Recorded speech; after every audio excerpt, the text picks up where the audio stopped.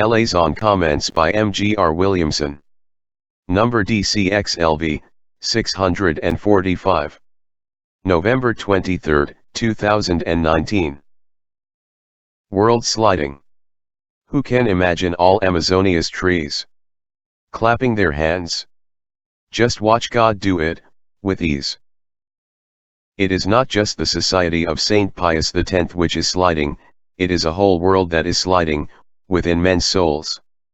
And just as you cannot make silk purses out of sow's ears, and you cannot make bricks without straw, so it is hopeless to expect yesterday's institutions not to be emptied out by today's human beings, like so many collapsed balloons in which the air has been let out. Here is the interesting answer of somebody who is still thinking, when he was asked what he saw in the future for the resistance, for the SSPX, for the church and for the world. As for the resistance, there will be no great increase in numbers, no large harvest of souls, because the suitable material is simply not there.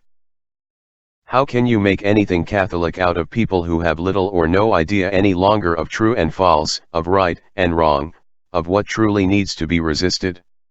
Truth and right have been undermined, and more people have given up believing that they are of any importance, both because man is a social animal that takes his coloring from those around him who have today massively given up on truth and right, and secondly because life is so much less demanding if truth and right are insignificant.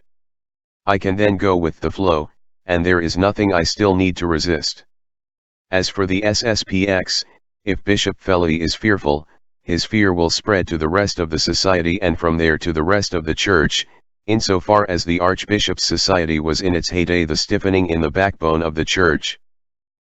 Without that stiffening, a soft conciliarism will prevail, with a hybrid missile blending the Tridentine Mass with the new Mass, with a hermeneutic of continuity blending Catholic doctrine with Vatican II, with doubtful priests and rites making possible an illusory rerun of the 1950s.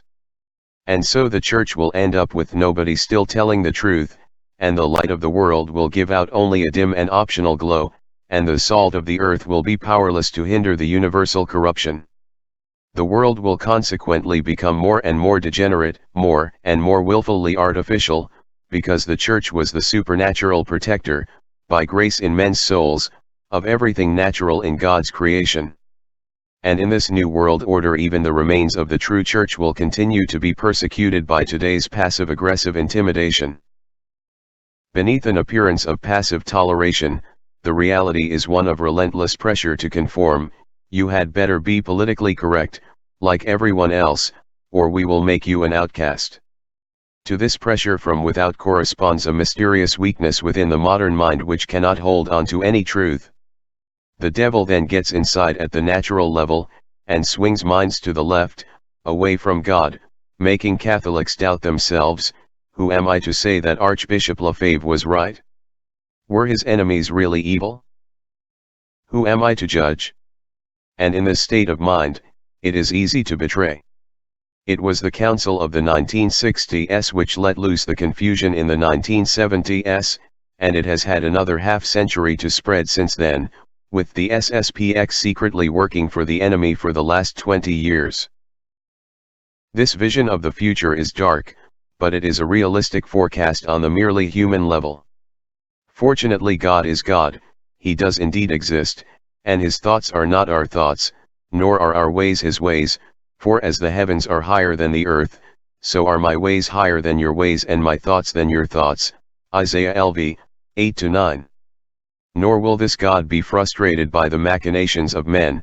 The word that goes forth from my mouth shall not return to me empty, but it shall accomplish that which I intend, and prosper in the thing for which I sent it.